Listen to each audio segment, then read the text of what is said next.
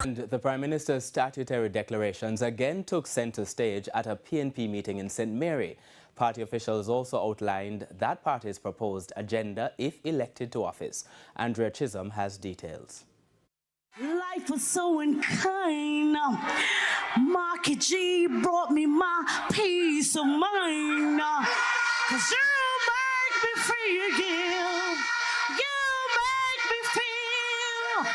Another day on the campaign trail as the PNP continues to position its president, Mark Golding, as the man for the job of Prime Minister. That public office is a sacred trust, not a ticket to self-enrichment.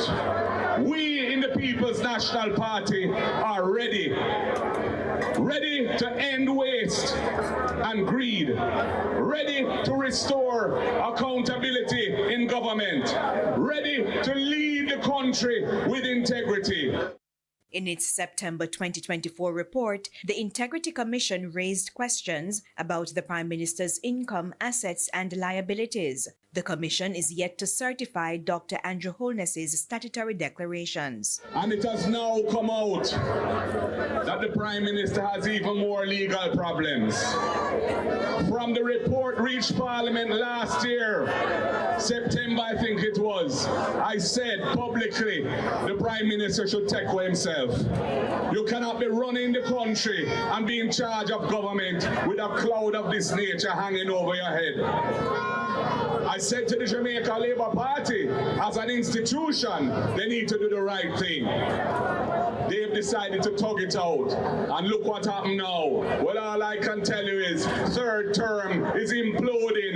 It is not loading because the people of Jamaica will not accept being governed any longer by a government in which they can have no trust and confidence.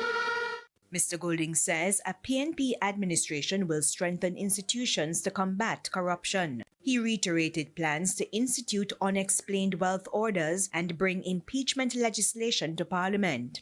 In the meantime, if voted into office, the PNP is promising to do more to support small businesses. We are going to provide incentives for micro businesses so that for the first 3 years, you don't have to pay any corporate income tax.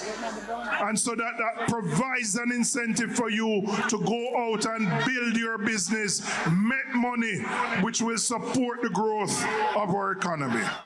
In addition, Julian Robinson reiterated a promise to students who borrow money from the Students' Loan Bureau. We will ensure that your payment to the student loan is capped to what you earn, and you will never be classified as being delinquent. Natalie Nita Garvey also pledged to improve garbage collection and the state of cemeteries. We are going to ensure that street lights are not placed based on how people vote. Whether you vote P or you vote J or you don't vote for nothing at all, your communities deserve to be properly lit. Andrea Chisholm, TVJ News.